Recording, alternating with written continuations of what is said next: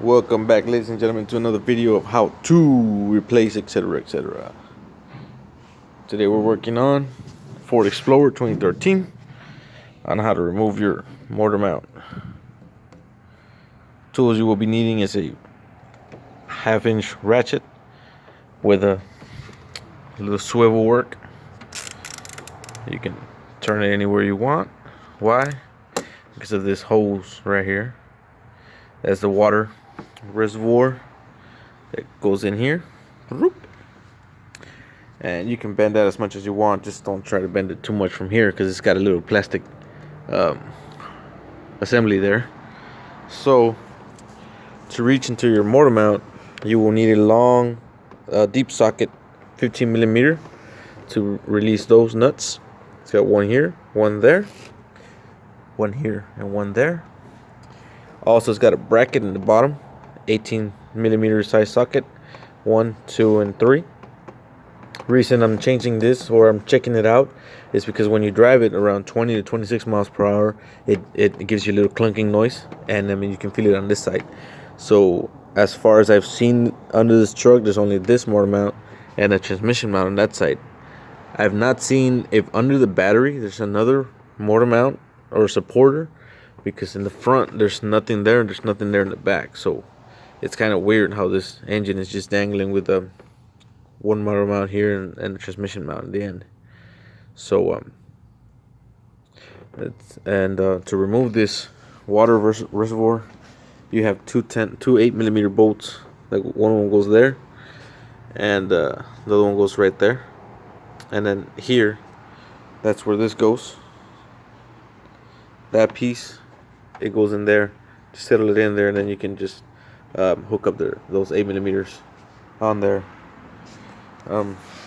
This AC line is hooked up on this little bracket right here.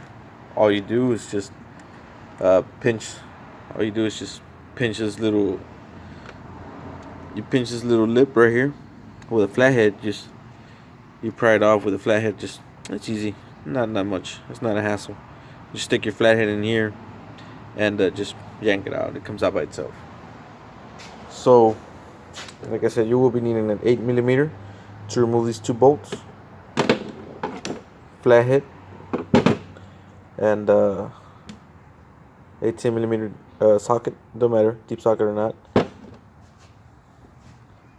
And oh yeah, most important part of this working area, you will need to support your engine with your car jack. That way it doesn't fall out. And to give you a little bit of a leverage to remove those 15 millimeter nuts. And this is what I mean by getting one of these. Super good and flexible. Any way you want to do this, you just want to swivel around it or whatever. It's pretty good. I got it for cheap. $12 a whole set at the flea market here in the valley in Alamo. So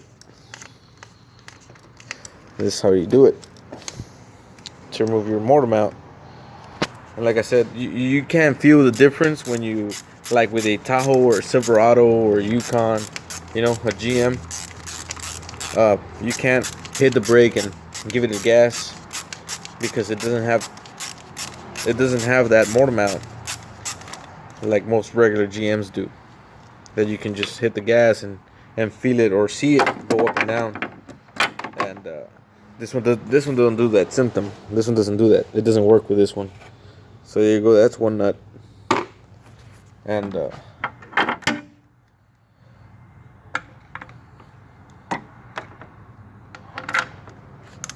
you see, this tool works perfectly for this truck. The reason I took out the water reservoir is because to allow you to do this. It gives you space. If you don't have the space, then you're gonna be having a hard time. Which sometimes I do like to have a hard time, but not always. Today's a rainy day, so as you can see, today's a rainy day. So we're having a good day today. I don't feel like having trouble today. So yesterday I was working on that 300, and it wasn't a rainy day. It was a hot day. I think it was a hot day. I don't remember, but it took me 6 hours to take off the struts on one side of the engine. One side of the car, the driver's side. It took me about 6 hours to take it off and put it back on. And once I was done with that, it took me 2 hours to do the other side. Because, I mean, you already know, right? And you already know a little bit of it. So it took me less time to do the other side because, oh well, I already experienced the hard part. That was my first time working on that car. One of those cars, year models, you know, it's got everything independent now. It's not like the 07s or 10s where you take off the lower control arm and it comes off all together in one piece. And now the new models are like, here, this is yours, and you belong to this guy, you belong to this side, and it's making it harder for the mechanics. Why? I don't know. I guess it's just more money for the mechanics or for the agencias. Oh yeah, we gotta change this part, we gotta change that part, we gotta change this over here and over there and over there and over here. Each one has an independent. Each one has an independent price. So yeah, more money for me. Yeah, so you can try to do it with your finger, but eventually it's still hard. Well, I'm gonna pause this. I want to have a long video. I'm gonna pause this and I'm gonna take it off and I'll be right back. Okay, so eventually it does not come out unless you take these bolts out as well. So yeah, we have to remove these bolts, the 18mm ones. That way it would allow us to take the Motormount off. Right now I did it. I took it off and I was like, ooh, nice. Let's just yank it out. But it won't come off. So let me loosen these bolts up and I'll be right back. Be right back. There you go. So I finally got to take the last bolt off. It was giving me some major trouble. Here it is. It was giving me some hardcore trouble. And I mean by hardcore trouble, I mean by I had to take a swivel socket or joint. I had to get that. That's that last one right there, because the engine moves forward when you unscrew these two. The engine pulls forward, so that gives you a hard time. So what I had to do was I had to go ahead and get my Earthquake XT power gun.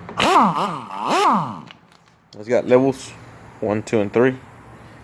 See, number 1 couldn't hack it, and then number 2, and it pulled it out easily. So once you do that, just wiggle your Motormount out of the way, and as you can see, all the juice that was in there is already out. And to determine if you have a bad Motormount, you can't simply hit the brakes and give it a little gas. So this is what you do. Hold it off.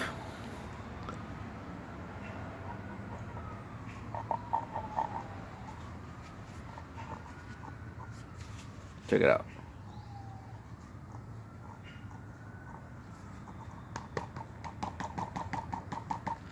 You can hear the little, there's your mount. You have a bad Motormount, ladies and gentlemen, when you can wiggle it with your own hands.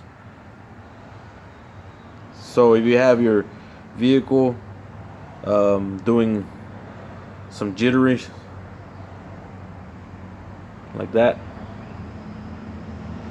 going out 20, 26, 25, 30 miles per hour, then you have a bad Motormount. Obviously, I have a bad Motormount in my hands. Well, to put this back in there, You can see you have a nut back there as well. That nut might be an 18. Sure is. That nut is an 18.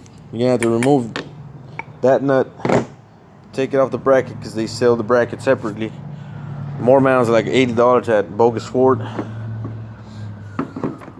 and the bracket is sold separately, so you want to keep the bracket in there. And I believe, no, you cannot.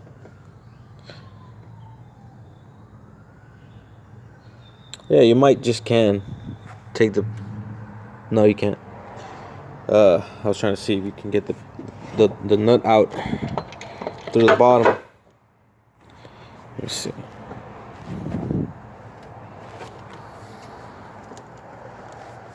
You might just be able to get the nut out to the bottom of the truck. That way you don't have to move the frame, this thing, the bracket. So now we have to put it in position. Since it only has one mount here, and like I believe 2 mounts on the other end, the transmission mount, and I guess another one on that side, which I can't see it. But if not, this is the only motor mount that the Explorer has. It's one in the transmission mount, so that's why the engine moves forward. But it's easy to move it. You just push it forward. Have somebody help you push the engine over, and just set in the bolts in there. Well, there you go, ladies and gentlemen. That's how you determine if you have a bad motor mount. And well, we just got stuck. Okay, there you go. You simply just pull it out right up. And as always, if you feel this video helped you, give it a like, subscribe it, tell somebody, share it with somebody. God bless and good luck. You have a wonderful evening, afternoon, wherever you guys are at watching this video. Amen to that. Bye-bye.